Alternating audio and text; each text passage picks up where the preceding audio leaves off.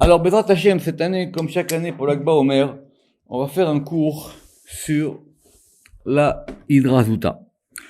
Alors, d'abord, il faut faire attention que normalement, il faut dire la Hydara avec deux kamets et pas la Hydra avec un Sheva kametz. En général, les gens, ils ponctuent mal, ils veulent aller vite, mais il faut dire la Hydara. C'est quoi la Hydarazuta? On va pas revenir là-dessus. Je vous encourage à voir les cours des autres années précédentes, mais c'est l'un des textes les plus compliqués, les plus profonds et les plus forts, si on peut dire ainsi, du Zohar. Donc il y a deux hydrotes, il y a une hydra dans Parashat Nassau et il y a notre hydra à nous qui est dans Parashat Avinu, qui est à la fin de la Torah, parce que de la même manière que Avinu, c'est la bénédiction de Moshe aux enfants d'Israël avant de mourir, la Hydra, c'est le dernier cours de Rabbi Shimon avant de mourir. Bon, tout ça on connaît. Mais maintenant, ces textes-là, la Hydra Rabbah et la Hydra Zuta. Alors le mot Hydra, c'est compliqué. On va dire en gros, c'est un cercle ou un demi-cercle que les élèves, ils étaient assis en demi-cercle. Et il y a la Hydra Rabbah où il y avait un grand nombre d'élèves. Et la Hydra Zuta, pour des raisons qui s'expliquent au début de la Hydra, Rabbi Shimon, il a dit, ce cours-là, il n'est réservé qu'à des initiés. Donc, ne peuvent y assister que quelques personnages particuliers. On ne va pas rappeler l'histoire de Rabbi Yitzhak, j'espère que tout le monde la connaît. Euh, simplement, ces deux textes, on peut les considérer comme deux entités différentes, mais en même temps deux entités qui vont se répondre l'une à l'autre. Pourquoi?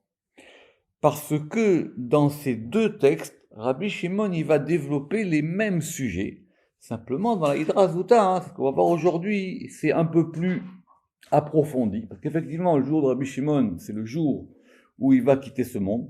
Et effectivement, il dit maintenant, j'ai compris des choses, ou je ressens des choses, ou je perçois des choses que je ne pouvais pas voir à la Hydra. Combien d'années il y a eu entre les deux hydrotes? C'est une bonne question. Mais en tout cas, il s'est passé quelques années entre les deux hydrotes, et on peut considérer que les mêmes thèmes sont repris. Donc c'est un discours de Rabbi Shimon. Il parle tout seul. Tout le monde sait qu'à la fin de la Hydra, effectivement, en prononçant le mot Chaim, c'était le cours des dernières, il va quitter ce monde, mais on va rentrer cette année plus à l'intérieur du début de la Hydra.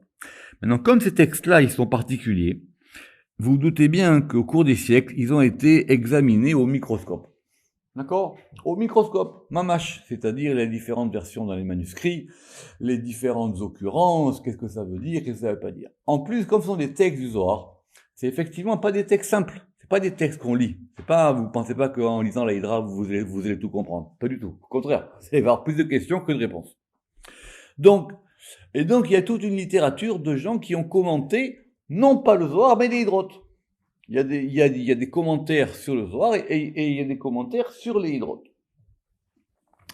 Dans l'histoire des commentaires sur les hydrotes, ce qu'il faut savoir, c'est qu'il y a deux périodes. Il y a la période avant que soit diffuser les écrits du Harizal, de Rabbi Yitzhak Luria, et avant. Pourquoi? Parce que Rabbi Yitzhak Luria, il va donner une méthode ou une manière d'expliquer ces textes-là. Ceci dit, c'est encore plus compliqué, parce qu'on n'a pas vraiment de commentaires du Harizal sur la Hydra. Donc, qu'ont fait les commentateurs des hydrotes après que les enseignements du Harizal ont commencé à se diffusés, en gros après le XVIIe siècle, c'est qu'ils ont été chercher dans différents endroits du Harizal comment expliquer les hydrotes. Mais le texte lui-même, il est fermé. C'est-à-dire le texte lui-même, il est compliqué. C'est-à-dire vous ne cherchez pas à avoir des réponses.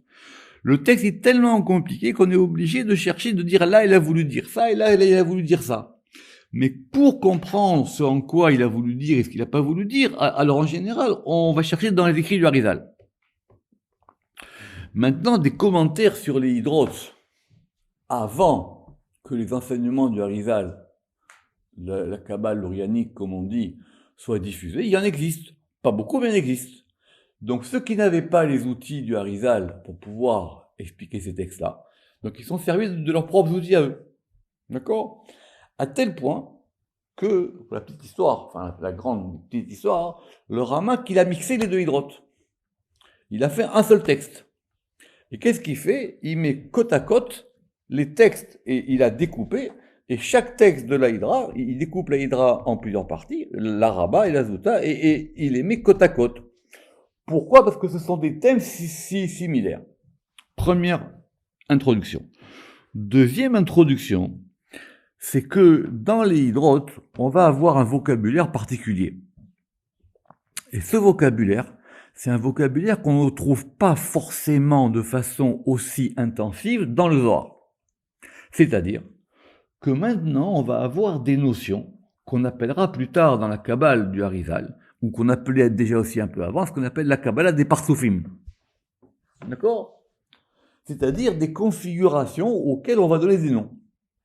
Partsouf, littéralement, c'est un visage, et Partsoufim au pluriel, et on va leur donner des noms. Alors qu'en général, on considère que dans le Zohar, c'est plus lié à des explications séphirotiques. La vérité, c'est que tout est faux, ni l'un ni l'autre. Le Zohar, il n'y a pas ni Sphirot ni Partsoufim. Le langage, le Zohar, il a son propre langage. Et quand il en a besoin, des fois, il va parler des Séphirot, et des fois, il va pas en parler. Les Séphirot et la théorie des Partsoufim, ce sont des calques d'interprétation qu'on a collés sur le Zohar.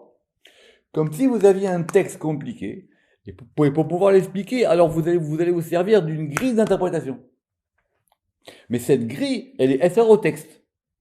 Donc dans le cas du Harizal, on a l'impression que, parce que c'est assez compliqué, que le Harizal nous a fourni une grille d'interprétation, et donc on va pouvoir coller la grille dessus. Et dans la Kabbale, avant Rabbi Yitzhak Luria, on va essayer d'y mettre les Sphirot. Mais le Zohar, il ne parle pas ni en termes de Sphirot, ni en termes de Partsoufim. C'est-à-dire, il va employer effectivement le langage des Partsoufim, des fois plus, des fois moins. Dans la Hydra, effectivement, on va parler beaucoup de Partsoufim, ce qu'on va voir aujourd'hui. Et dans le Zohar en général, on ne parle pas de Sphirot. Rappelez-vous tout ce qu'on a fait dans Karkinoïm. Si le Zohar il dit que ça c'est lié à l'eau, il n'a pas dit Chesed. Donc il faut que vous ayez un biais interprétatif qui va vous dire que l'eau est égale Chesed, sinon ça ne marche pas. D'accord? Donc ce sont des textes très compliqués, à tel point que, jusqu'à aujourd'hui, alors que le Zohar a été traduit dans toutes les langues, y compris en hébreu, parce que vous savez que la première grande problème de la traduction du Zohar, c'était de le traduire en hébreu, parce que le Zohar est en araméen, d'accord? Et après les autres langues, il y a des sites où, d'après une histoire assez longue, on ne traduit pas les draps, même pas en hébreu. D'accord? Par exemple, il y a des sites où vous trouvez toute la traduction du Zohar en hébreu. Je ne parle pas des autres langues, hein, en hébreu. Les hydrotes ne sont pas traduites. Parce que ce sont des textes très très compliqués, des textes, on va dire, très très ésotériques, sur des textes où il faut faire vraiment attention, comme je vous dis, au micron près de ce qui s'y dit, pour voir. Donc, on va pas essayer, nous, d'avoir une idée même de ce qui s'est passé ce jour de la Hydra de l'Akba Omer, quand Rabbi Shimon, il a dévoilé ces secrets-là. On va juste essayer de suivre un peu le texte. Et d'essayer de voir qu'est-ce que ça peut faire. Maintenant, je répète, il y a une littérature entière. J'ai amené ce soir 4 livres, mais j'aurais pu en ramener 25. Une littérature entière sur comment interpréter la Hydra. Mais surtout, quelqu'un qui vous dit c'est comme ça, alors c'est sûr que il a rien compris. Ce sont des textes ouverts. Donc, c'est malheureusement des fois où le cas où le texte, il va fermer la chose. Donc, j'ai choisi le début de la Hydra. C'est Resh Pechet à Moudalef 288a, c'est les premiers folios de la Hydra. Donc le début de la Hydra, on l'a déjà fait, d'accord, Rabbi Shimon, il a ramené les élèves, il a choisi qui était là, qui n'était pas là, il a fait revenir Rabbi Yitzhak parce qu'il avait un compte avec lui, il les a replacés, il a mis son talit, la maison s'est entourée de feu, ils ont vu des âmes descendre, ils ont vu les anges descendre, et Rabbi Shimon, il va donc commencer son discours. D'accord? Donc ça, c'est l'intro de la Hydra. Patar Rabbi Shimon ve'amar. Rabbi Shimon, il a ouvert et il a dit Ani le dodi ve'alai teshukato. Donc c'est un verset de Shirachirim, du Cantique des Cantiques. Ani le dodi. Je suis à mon bien-aimé. Ve'alai teshukato, et sur moi, et son désir. Explication. Kol yomin de iktarna be'ayalma. Durant tous les jours où je me suis attaché, où je me suis même lié dans ce monde-ci, donc tous les jours de ma vie, n'oubliez pas que c'est le Rabbi Shimon, il sait qu'il va mourir, c'est lui-même qui a décidé. Bechad ketira iktarna be'kudsha berichu. Je me suis attaché à Kudsha berichu, au Saint béni soit-il, que d'une seule attache. Donc évidemment, ça veut dire que j'ai eu un lien unique et fort avec Dieu, toute ma vie. Ou Berin Kach, et c'est pour ça que maintenant, aujourd'hui, Ashta, le jour de ma mort, l'Akba Omer, Ve'alai teshukato. Donc on relit le verset. Ani le Dodi, moi je suis à lui, comme moi je suis lié à lui. Et ceux qui connaissent la vie de Rabbi Shimon, effectivement, c'est qu'il n'a jamais fait aucun compromis avec personne. Moi, j'y vais d'une seule manière, d'une seule route, directement dans un lien fort avec Dieu. Alors maintenant, alors maintenant, son désir, il est sur moi. Autrement dit, lui et moi et Dieu, nous avons un lien unique, fort et indéfectible. Deu, parce que lui, donc même Kudsha berichu, Vekol siyata kadisha dile, et toute son aide sainte, c'est quoi son aide? C'est-à-dire son entourage, les anges, tous ceux qui sont autour de lui. À tous les Mishma Bechedva, ils sont venus, les Mishma Bechedva, pour écouter en joie, Milin Setimin, des paroles fermées. Donc, effectivement, c'est marqué au début de l'Edra, c'est expliqué aussi au début dans les Tikkun HaZohar, qu'un homme sur terre, il peut faire beaucoup plus que tout ce qui se passe dans les autres mondes. Et quand Rabbi Shimon y parle, et surtout à ce moment-là, donc même d'en haut, on descend pour écouter ce qu'il a à dire. D'accord? Est-ce que les anges peuvent étudier la Torah ou pas? C'est une question que le Ramaki pose. On ne va pas rentrer là-dedans. En tout cas, ils disent, voilà, maintenant, je sais que ce que je vais dire maintenant, tout le monde est venu pour pouvoir l'écouter. Et c'est ce que je vais faire. Évidemment, c'est marqué depuis le début, ce sont des Milin Setimin, ce sont des paroles fermées. Ce sont des choses qui sont cachées. Et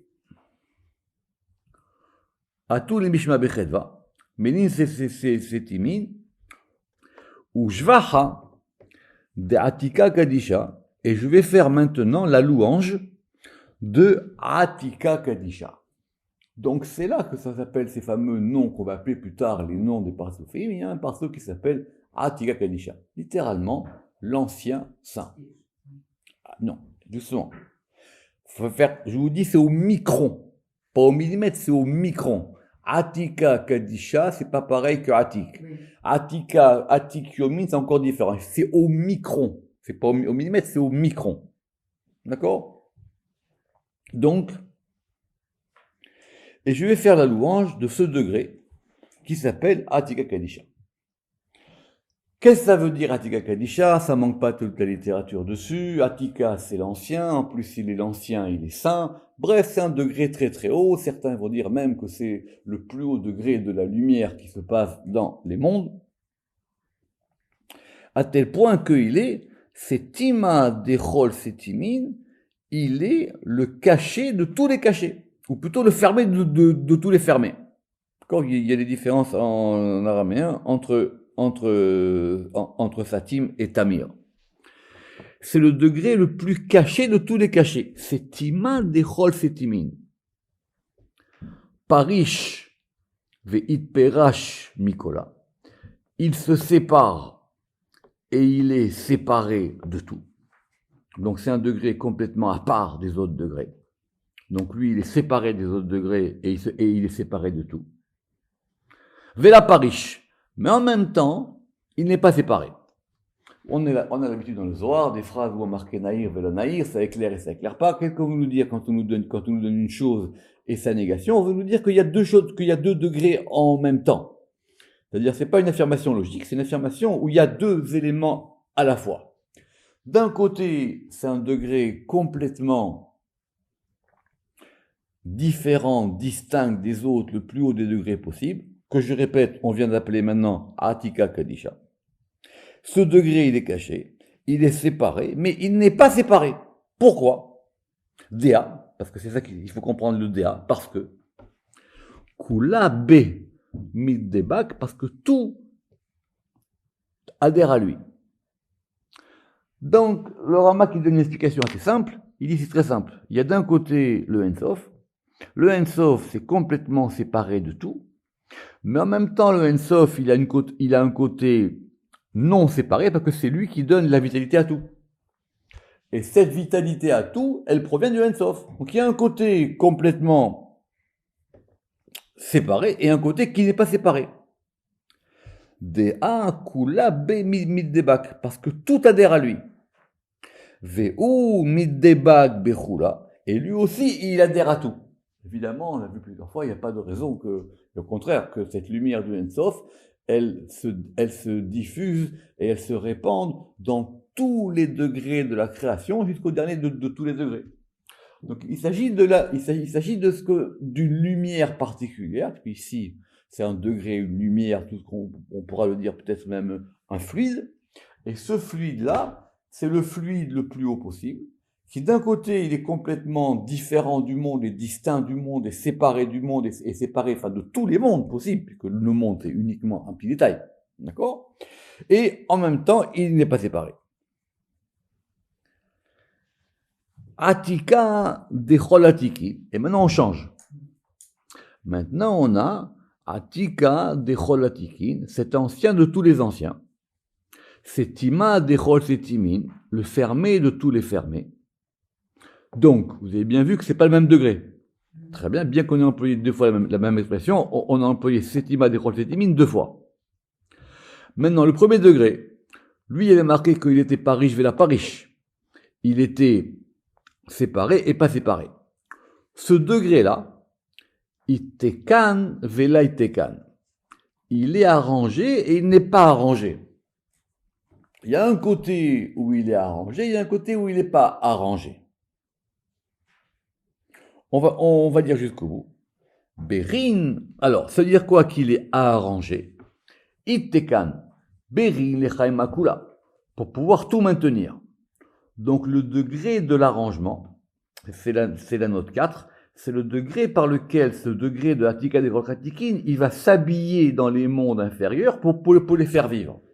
C'est quoi cette notion d'habillement? Le fait de s'habiller, c'est le fait évidemment de mettre des vêtements, c'est le fait de pouvoir maintenant avoir des degrés où on va avoir plusieurs vêtements possibles. Et ces vêtements possibles fait que la chose, elle peut se répandre. C'est ça le tikkun.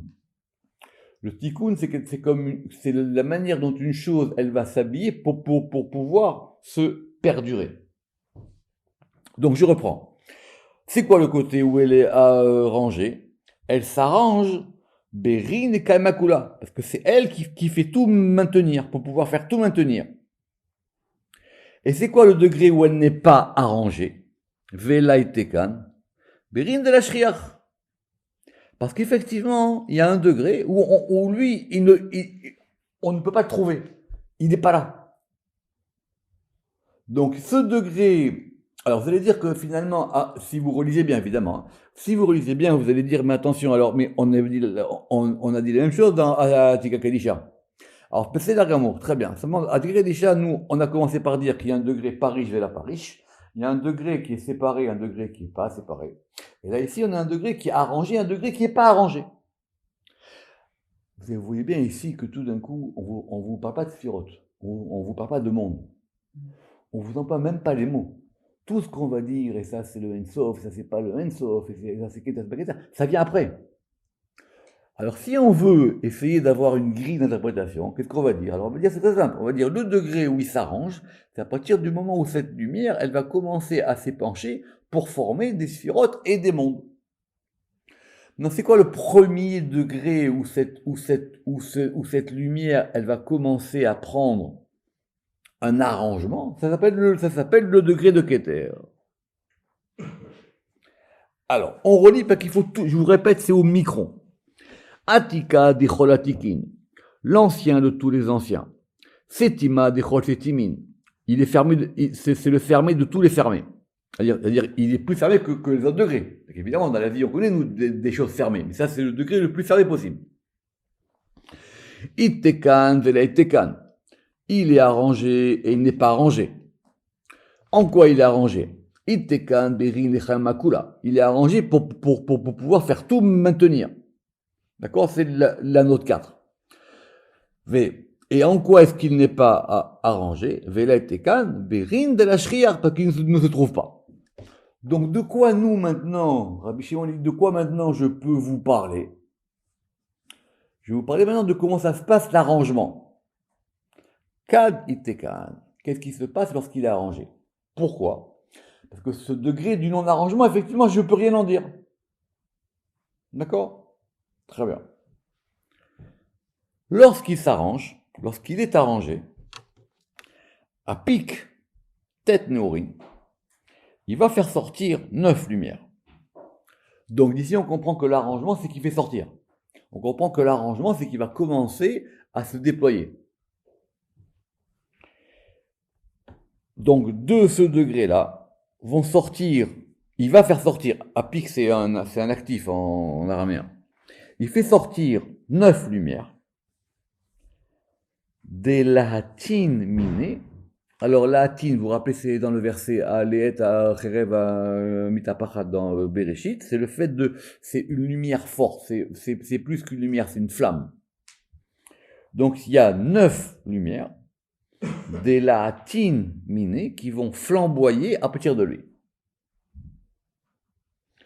Donc ça fait sortir de la lumière. Pourquoi 9?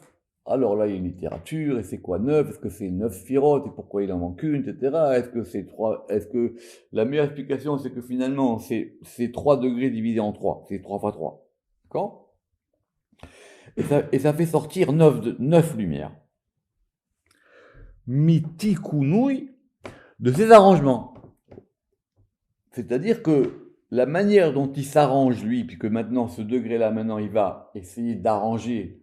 Vous savez que ce terme de tikkun, c'est arranger, c'est en même temps mettre en ordre. C'est peut-être plus simple que ça. En général, on dit tikkun par arrangement, mais c'est plutôt le fait de mettre en ordre, d'organiser. Donc, de son organisation, de son déploiement, vont sortir 9 lumières. Pour le moment, on suit, hein, d'accord? N'oubliez pas qu'il faut suivre le texte. Ve'inun neurin mine. Et ces lumières qui sortent de lui, mitnaharin ou mitlahatin, deux verbes différents. Donc ces lumières, elles vont illuminer et elles vont aussi flamboyer. C'est-à-dire on a 2 degrés de lumière. 1 degré de lumière intensif, le flamboiement, et 1 degré de lumière, on va dire, plus bas. Ve'azlin, et elles vont, ou mitpashtin, et elles vont se déployer, bechol ivar, vers chaque direction. Les chol ivar, je vais ramener la note, il dit c'est dans tous les sens. C'est-à-dire, soit les 4 points cardinaux, si on peut parler d'espace à ce niveau-là, soit le haut, le bas, la hauteur, la largeur, tout ce que vous voulez. Maintenant, ces lumières-là, elles vont se déployer partout. Et on va donner un exemple. Kebutsina, c'est comme une lampe. Des hitpashtin, alors, d'où se déploie, ou des mitpashtin, vous voyez bien qu'il y a une différence d'un même, comme une lampe, d'où vont se déployer, miné, néorin, necholiva, des lumières de tous les côtés. Vous avez une pièce, sans lumière, vous mettez une lampe au milieu, la lumière, elle va tout remplir.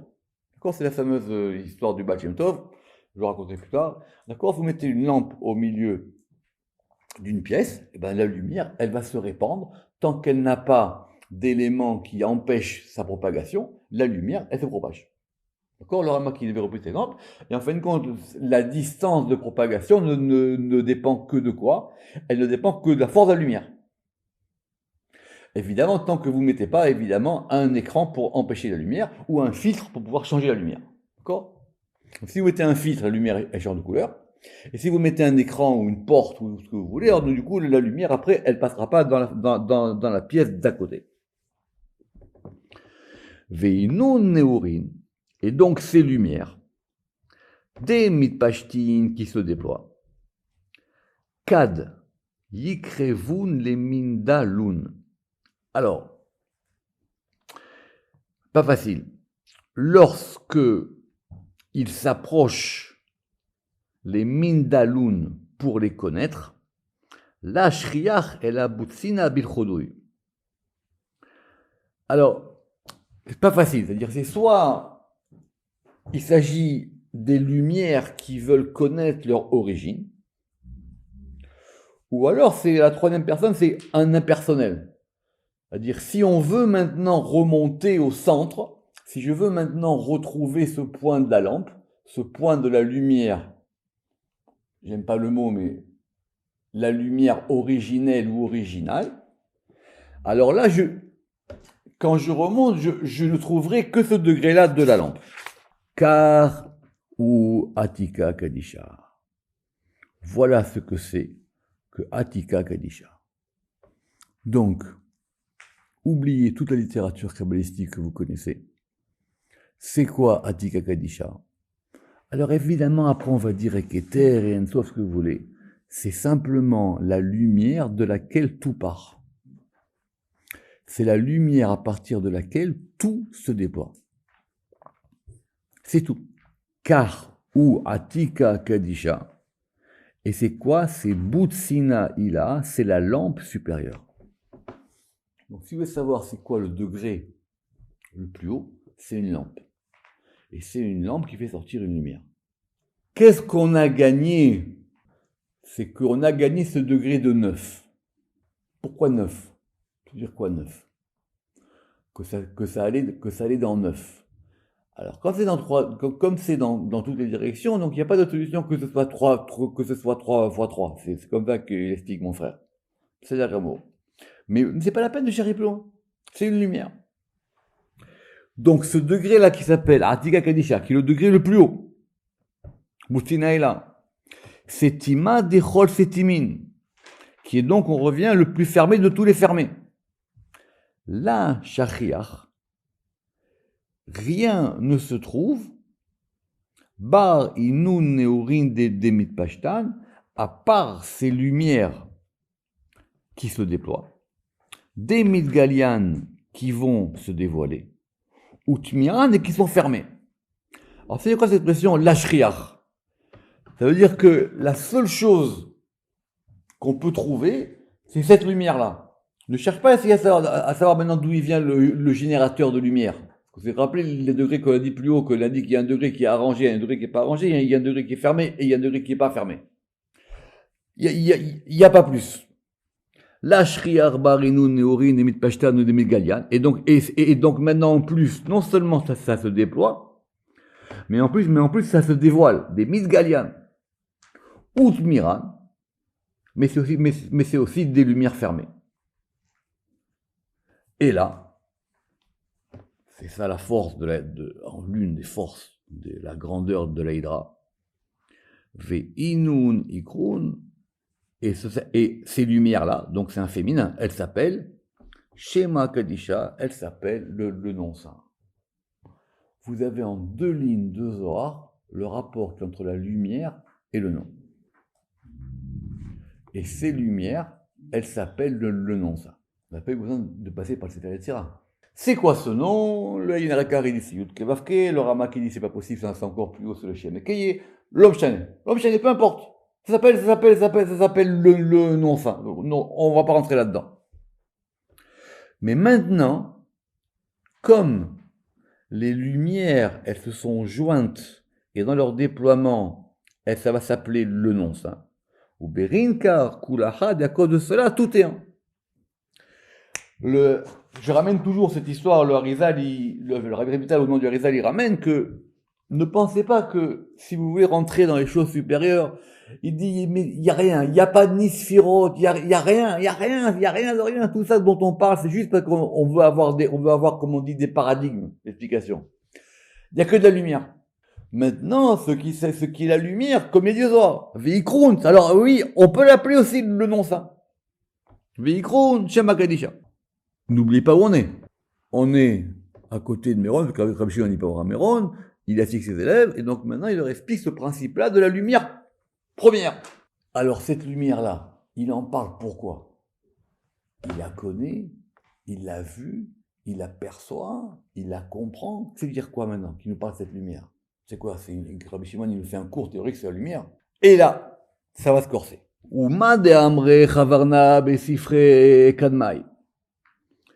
Et ce qu'ont dit les compagnons dans les livres anciens, dans les premiers livres. C'est quoi ces premiers livres? On est à l'époque de Rabbi Shimon, d'accord? C'est quoi les livres d'avant? Alors le Ramaki dit, c'est peut-être le livre de Adam, c'est peut-être Sifra des Sinimuta, c'est peut-être d'autres livres. C'est d'autres livres. En tout cas, ce qui a marqué dans d'autres livres. Et qu'est-ce qui a marqué dans ces autres livres-là?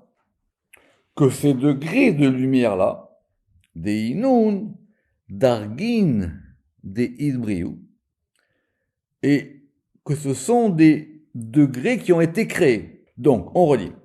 Et ce qui a été dit dans les livres anciens. Donc, vous voyez que même Rabbi Shimon, il dit maintenant, je vais remettre les choses claires. Ce dont je vous parle, d'autres en ont parlé avant moi. Je ne suis pas le premier. Ce qui a marqué là-bas, ce qu'ils ont dit, que ce sont des degrés, des Idbriou qui ont été créés. Évidemment, simplement, nous, jusqu'à présent, on n'a pas parlé de création. On a simplement parlé d'une lumière qui se déploie. Ve'atika kadisha, et que atika kadisha, idgale be'u, il se dévoile en eux.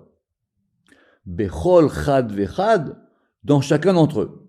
Donc il dit, ce que je dis moi, ça correspond à ce que les anciens livres disaient. Qu'il y a des degrés de création, c'est vrai. Et que cette lumière, elle se déploie dans chacun de ces degrés.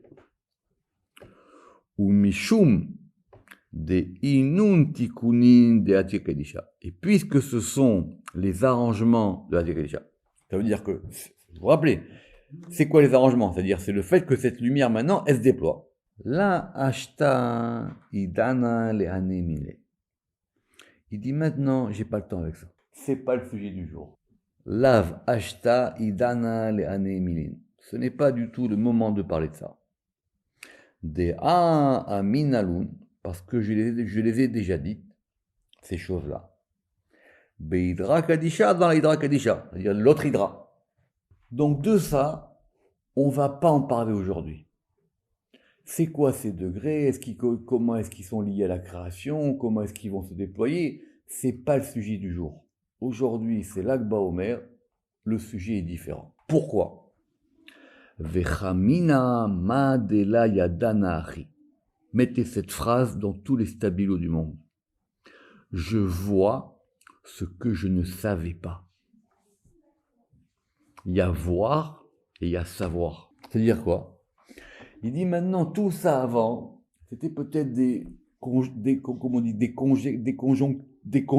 ou des conjonctures. Des conjectures de discussion. Maintenant je vois clair. Maintenant cette chose-là, je la vois. Donc je peux en parler d'une autre manière. Ve'adashta, et jusqu'à présent, astim belibahi mila, la chose, elle était cachée dans mon cœur. Alors que ça veut dire quoi? Est-ce que ça veut dire que je le savais, je ne pouvais pas le dire? Ou je savais ou je voulais pas le dire? Ou c'est quelque chose que je ressentais que maintenant je vois? C'est peut-être ça comme ça que moi je vois les choses. Je sentais que c'était pas comme ça. Mais maintenant je le vois. Ve'ashta. Et maintenant le jour de l'Akba Omer, maintenant ce jour-là où je sais qu'à la fin de la dracha, c'est fini, je pars dans l'autre monde. Ve'ashta. Ana bil chudai. Et maintenant, je vais témoigner seul. Bil chudai, à Saïdna, je vais témoigner. Kame Malka Kadisha, devant le roi saint. Vous vous rappelez qu'on a parlé de la notion de témoignage. Témoignage, c'est le fait de lier des choses. Qu'est-ce qu'il dit Rabbi Shimon? Vashtana bil chudai. Il y a eu d'autres livres. Ils ont dit d'autres choses. Vous avez remarqué qu'ils ne rentrent pas en discussion. Il y a eu d'autres choses. Ils ont dit d'autres choses. C'est d'accord. Maintenant, moi, je témoigne seul. C'est fini. Je sais pas, difficulté, il a dit ça, il n'a pas dit ça. Non. Moi, j'y vais seul. Tout seul, j'y vais. Kame Malka Kadisha, devant le roi saint. Vekol ane zakae kishud et atul mishmaminin. Et tous ces méritants de vérité qui sont venus écouter ces paroles. Vous avez compris ce que ça veut dire? C'est-à-dire maintenant, c'est bon. C'est moi tout seul. C'est moi tout seul. Et je vais témoigner devant, parce qu'on a dit, vous vous rappelez qu'on a dit que Dieu lui-même, il est descendu écouter le discours de Rabbi Shimon. C'est ça que ça veut dire ici, devant le roi saint. Vekol ane zakae kishut, et devant tous ces méritants de vérité qui sont venus m'écouter. Vous vous rappelez qu'on a dit les quartets, tout ce qui est marqué au début de l'Aïdra. Gulgalta derecha chivara. Le crâne de la tête blanche, lavbe shiruta vesiyuma, il n'a ni commencement ni fin. Quel rapport? Est-ce que c'est la tête de Atika Kadisha? Évidemment, ceux qui ont fait l'Aïdra, déjà, on a compris toutes ces notions-là. D'accord? Ça c'est clair. Non, on ne s'adresse pas aux premiers venus. Mais, disons que, si on suit le texte, voilà ce que maintenant je vais vous dire. Voilà ce que maintenant, comment moi je témoigne de cette chose-là, parce que maintenant je la vois, ou maintenant je peux la dire, ou les deux. Donc, c'est pas la peine de faire après, je pourrais amener des livres, ils ont fait de la littérature, est-ce que c'est le crâne de Hatik et de Atika Kadisha, peu importe, on va pas rentrer là-dedans. Vous avez un crâne. Ce crâne, il est blanc. Lav Beshiruta Vesiyuma. Et il n'a ni commencement, ni fin. Kultra dekitfoy. Kultra dekitfoy sont des termes, comme on dit, des apax. Donc tout le monde n'est pas d'accord. D'accord? Donc j'ai choisi une traduction. J'ai traduit l'absorption de son baume. Autrement dit, de ce crâne, il y a un baume qui va sortir. Il y a quelque chose qui est absorbé, et la suite, it pachat ve it neir, et après ça va se déployer et ça va être illuminé. Donc il est en train d'expliquer ce qu'il a dit plus haut. Donc il y a un moment où ça va sortir, et quand ça va sortir, et ça provient d'un degré qui s'appelle le degré de la blancheur, ça évidemment c'est clair, ou mine yartun sadikaya, et de ce degré-là, les justes ils hériteront Arba me'almin de chisufin, des 400 mondes de désir, les alma deate pour le monde qui vient. C'est le degré du plus grand dévoilement qu'on peut avoir, et ce dévoilement, il est réservé aux Juifs dans les mondes qui viennent. Pourquoi 400? On a vu deux chiffres, hein, on a vu le 9 et le 4. Très très bien. Rappelez-vous que dans le Zohar qu'on a fait dans Parashat Trouma, combien on avait dit que là-bas qu'il y avait deux mondes? Là-bas on avait dit Shai. Là-bas, vous vous rappelez, là-bas on avait dit qu'il y avait 310. 310 pour arriver à 400, combien il manque 90, 9 fois 10. Bon, alors, Rama qui dit que c'est encore peut-être plus simple, on a dit que c'est le nom saint. Le nom saint, il est composé de 4 lettres. Ces 4 lettres, elles se déploient. Ça fait 400. Mais Aï Kultera Dekitfa, et de cette absorption du baume des I Gulgalta Rivara, qui est donc ce crâne blanc, natif Tala Kolyoma, va descendre une rosée chaque jour. Donc, on avait de la lumière. Cette lumière, elle se déploie, soit en 9, soit en 400, soit les deux. Et elle va maintenant, natif, elle va même goûter, c'est comme ça que j'ai traduit, elle va goûter, goutte par goutte, Léaou Zeher Anpin, vers un degré qui s'appelle Zeher Anpin. Donc on a dit, qu'est-ce qu'on a comme expression si on relit le texte, qu'est-ce qu'on a comme expression de ce qu'on appelle les parsofim? On a Atika Kadisha. Qu'est-ce qu'on a dit? On a dit Atika Decholatikin, et maintenant on a Zeher Anpin. D'accord? Bon, Zeher Anpin littéralement, ça s'appelle le petit visage, on va dire c'est un autre degré. Ne rentrons pas dans l'histoire. C'est un autre degré. En tout cas, ce degré, il est plus bas, puisque c'est vers lui que va goûter la lumière. Et cette lumière-là, qui maintenant est exprimée par de la rosée, elle va aller vers où? la atar des Itkare Shamaim vers un lieu qui s'appelle les cieux. Vous imaginez quand même qu'est-ce qu'il a fait. Il n'a pas eu besoin de passer par les quatre mondes. Il n'a pas eu besoin de passer par les sphirotes. Il n'a pas eu besoin de tout ça. Atika, Kadisha, Atika de Decholatikin, ça descend, ça fait 9 lumières.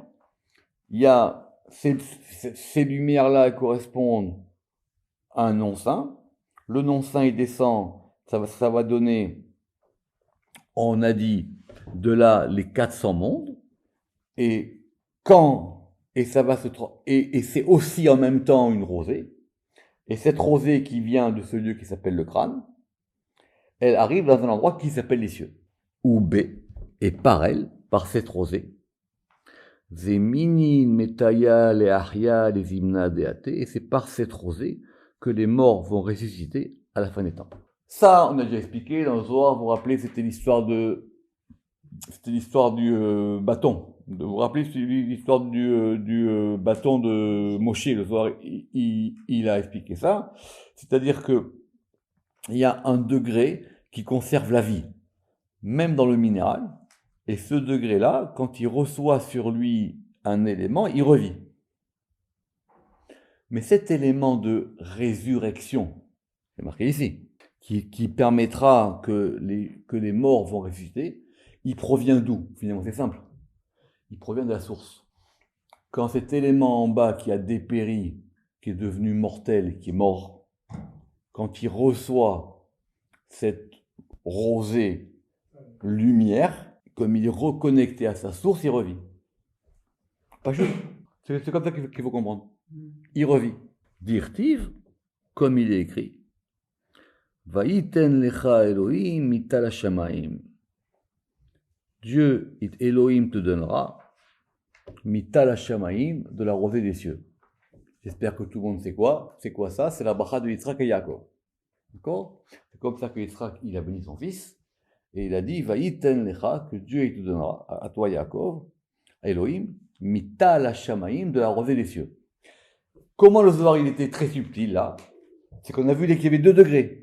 Il y avait Tal et Shamaim. On relit. Natif Tala lechol yoma. Il y a donc une rosée qui descend chaque jour. Kol yoma. Alors après, je vous dis, c'est au micron. Donc apparemment maintenant, on a aussi une notion de temps. C'est chaque jour. C'est en permanence. Chaque jour, cette rosée, elle descend. Chaque jour, cette rosée, elle descend. Et elle descend vers où? Vers un lieu qui s'appelle les cieux. Donc, quand Yitzhak il dit son fils, il lui dit Vaïten lecha Elohim mital hashamaim. Elohim, il te donnera de la rosée des cieux. C'est la rosée qui est venue, c'est de la rosée qui est au niveau des cieux. Parce que la rosée d'où elle provient, ici, d'après ce qu'on met ici, de plus haut. Très bien. La question classique botanique simple, c'est que normalement la rosée, elle vient pas des cieux. La rosée, elle vient de l'en bas. Très bonne question. Le soir, il a déjà vu ça plein de fois. C'est qu'en fin de compte, la rosée, c'est les deux. C'est à la fois, donc, à la fois, quand la terre, elle se refroidit la nuit, le matin, avec le réchauffement du soleil, ça va produire une humidité. D'accord? En fin de compte, ce que nous on appelle rosée, c'est le résultat. D'accord? Ce que ça veut dire, c'est que le fait qu'on constate qu'il y a un élément humide. D'accord? Mais en fin de compte, cet élément, il provient d'en haut. Ve'it malia reché. Et donc, sa tête en est emplie. La tête de qui? Razak, bonne question. Mais comme j'espère que vous connaissez tous, que vous connaissez Shirachirim, qu'est-ce qui est marqué là-bas? Veroshin imlatal. C'est marqué dans Pirat Eliaou. Il est marqué là-bas que ma tête, elle est remplie de rosée. Veroshin imlatal. D'accord? Tout ce qui est marqué dans Pirat Eliaou, que Tal c'est 39. 39 c'est le Shem Yud Kevavke sans le I final en déploiement. On va pas rentrer là-dedans, etc. En tout cas, ce degré-là, il va faire que maintenant il y a un degré où on va avoir un plein de rosée. D'accord, ce plein de rosée. Notez par exemple, tant qu'on y est, que Tal c'est 39. 39, ce sont les 39 travaux de Shabbat. Et pas que les travaux de Shabbat, ils sont là pour qu'on puisse recevoir ce degré de la rosée pendant Shabbat. Ou Mea ou Zeranpin. Et de ce Zeranpin, si vous lisez bien, vous comprenez donc qu'il s'agit de la tête de Zeranpin, qui est marquée Réché. C'est-à-dire, et sa tête, elle est remplie. Donc, ce degré de Zeranpin, il va recevoir cette rosée. Et cette rosée qu'il va recevoir, et qui est sur sa tête, natif lechakal tapuchin, il va donc la faire goûter vers un lieu qui s'appelle le champ des pommes. Chakal tapuchin. Vekol chakal tapuchin. Et tout ce champ des pommes, neirin me'aou tala, ils vont maintenant illuminer de cette rosée. Qu'est-ce qui se passe? La lumière d'en haut, elle a donné de la rosée en bas. Et maintenant, en bas, ce qui se passe, c'est quoi? C'est que cette rosée-là, elles vont illuminer. Donc on est repassé de l'eau à la lumière. On relit juste qu'est-ce qu'il a dit. On relit juste qu'est-ce qu'il a dit Rabbi Shimon au début. Ani vedodi v'alay teshukato. Je suis à mon bien-aimé et son désir, il est sur moi. Ça veut dire, j'ai lié le haut et le bas. Comme j'ai lié le haut et le bas, alors maintenant je peux vous expliquer comment cette lumière d'en haut, elle produit de la rosée en bas. C'était juste un petit échantillon de l'Aïdra Zuta. Baruch Adonai Le'olam. Amen ve Amen.